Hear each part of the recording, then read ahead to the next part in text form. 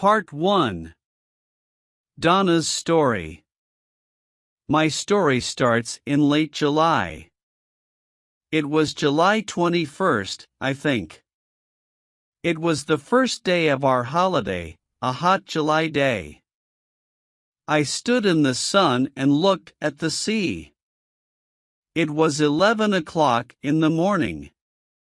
I was on the boat at Portsmouth with my mother and father and my sister, Louise. Seabirds played near our big boat and the small boats near us on the sea. I started to look at the people with us on our boat. They all watched the seabirds and talked and laughed. They were all happy on the first day of their holiday too. And suddenly there he was, this tall, quiet boy in a blue and white shirt. He was really good looking. I'll always remember. Wow. He's lovely. The first time I saw him, he didn't see me then. He was with some friends. One of the boys was his brother, I think. They had the same blue eyes, the same mouth and nose, nearly the same hair. His brother and one of the boys with him tried to catch the seabirds, and he smiled at them. Then they came and stood near us, and they talked about the small boats on the sea. I watched him over Louise's head all the time. His brother and his friends made a lot of noise, but he was quiet and didn't talk a lot. Then suddenly he looked at me and his eyes stayed quietly on me, and he smiled his lovely smile with his shy blue eyes. The people near me on the boat, the sun, the sea, the birds, the noise of his friends, time, it all stopped. At that moment there was only him and me and him. Him and his smile for me. Only the two of us. Slowly, very slowly, the boat started to move away, across the water to Spain. It takes a day and a night on the boat from Portsmouth to Santander, in Spain. A day and a night together, on the same boat with him. It was a big new boat with cafes, shops, a cinema, and a disco. In the evening Louise and I went to the disco together. We had a Coke and listened to the music and watched the dancers. But he wasn't there. Then suddenly a tall boy in a black and white shirt came in. It was him. He was with a friend. They stopped and looked slowly at all the people in the disco. It was dark in there and he stood and looked for a long time. Then he saw me and he smiled a big, friendly smile. I wanted to stand up and sing and dance with him. He came across the room and stopped near our table, and he asked me to dance. Suddenly he wasn't shy with me. We danced together for a long time after that. But then I looked up and there was a second tall boy in a blue and white shirt at the door of the disco, with the same eyes and the same mouth and nearly the same hair. But the boy near the door had that nice, quiet, shy face, not a big, open, friendly smile. Suddenly I knew this was his brother with me on the dance floor, not him. I was with the wrong brother. He stood for a moment near the door and watched me and his brother on the dance floor with sad eyes. I wanted to run to him, to take his sad face in my hands and say sorry. He looked at me, then he went out quickly. I stopped dancing, walked back to my table and sat down. His brother started to dance with Louise.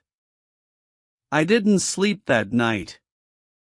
I thought about him all the time, and listened to the noises of the boat and the sea. In the morning I went to the cafe at 8 o'clock and waited there with my sister for a long time. I wanted to say sorry to him. I had 4 cups of coffee, and I don't really like coffee. But he didn't come. Where was he? Where was he? At 11 o'clock we arrived in Santander. I wanted to stop the boat, I wanted to stop the holiday, I wanted to go back to England. I only wanted to see him again, to talk to him, to ask his name. But he wasn't there. Part 2. Mark's story. I started Spanish at school in September, and I like it. We've got a good teacher, Old Webb, Mr. Webb, not Old Webb, my mother always says to me. He isn't old, you know. Old Webb, sorry, Mr. Webb, always takes some people from our school to a place in Spain for the first 2 weeks of the holidays, every July. Old Webb is okay. Not bad, for a teacher. We were at Portsmouth with Old Webb, sorry, Mr. Webb, and Mrs. Webb. She's from Argentina, all the boys think she's good-looking, too. There were 6 of us with the Webbs, Harry Potts and his sister Sonia, Nick Atkins, he's a good friend, Sue Bellamy, she's clever, my brother Dave and me, we're 14 and we're good friends too, usually. There were hundreds of people on the boat. It was hot in the sun, a lovely day. People watched the sea and the small boats. I liked being in the sun and thinking about the 2 weeks holiday in Spain. Old Webb started one of his stories about Argentina, but I didn't listen. I started to look at the people. And this girl was there, near me, a really good-looking girl with nice brown eyes and black hair.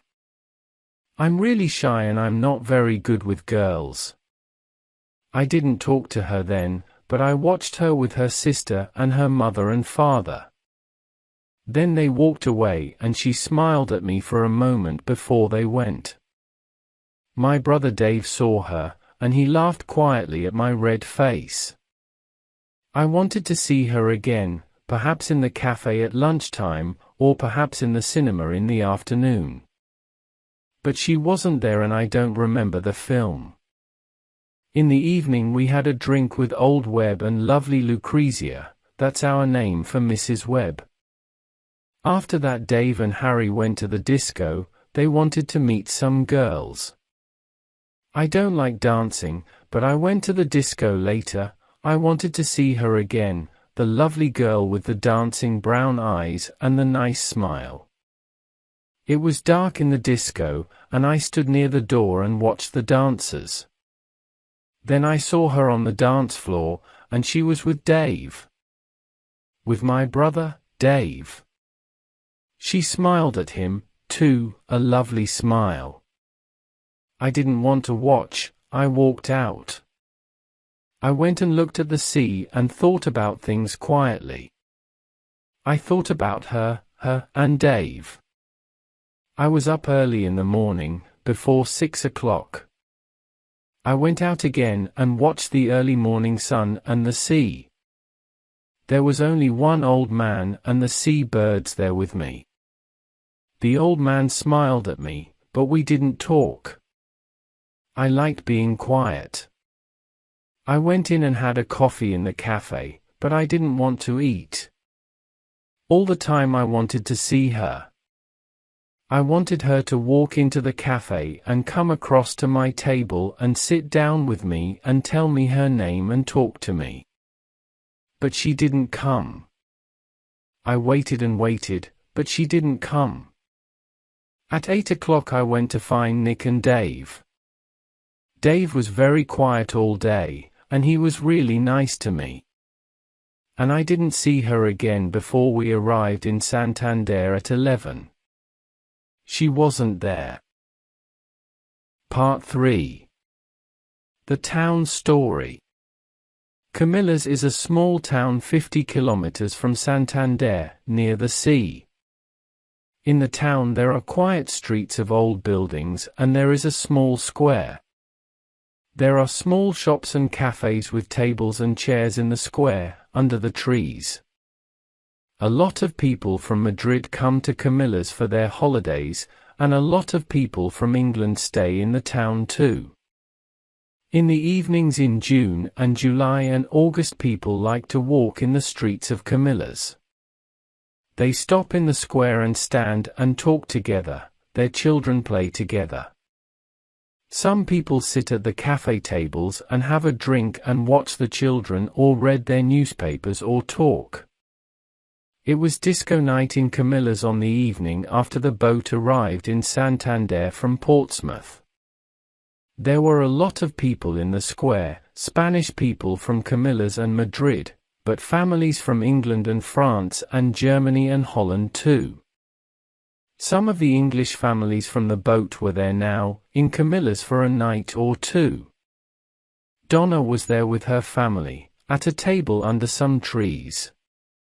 Her eyes were on the dancers, but she didn't see them, the music was in her ears, but she didn't hear it.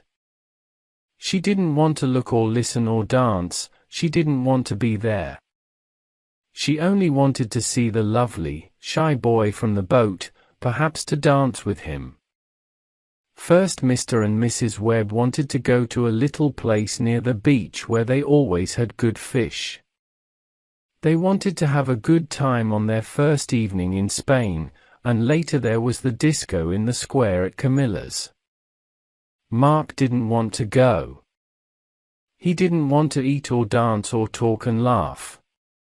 He wanted to sit quietly and think about the good-looking girl on the boat. Where was she now? But Dave and Harry and Nick and Sue all wanted him to go. Later that evening he walked into the square at Camillus with his friends. They found a table at one of the cafes and they all sat down. Mark looked slowly at the people at the tables near them. Donna looked sadly at the people dancing and standing in the square, then their eyes met. Time stopped. He was here. She was here. He smiled at her with his nice blue eyes. She smiled back at him with her dark brown eyes. Suddenly he wasn't shy. He stood up and started to walk across to her, she was on her feet. Their hands met. She wanted to dance now, only with him. The others watched and smiled, they all knew. And Dave? Dave watched and smiled happily. You see, only Dave really knew the story. Only Dave knew his plan for his brother. And Donna and Mark started to dance. They were together.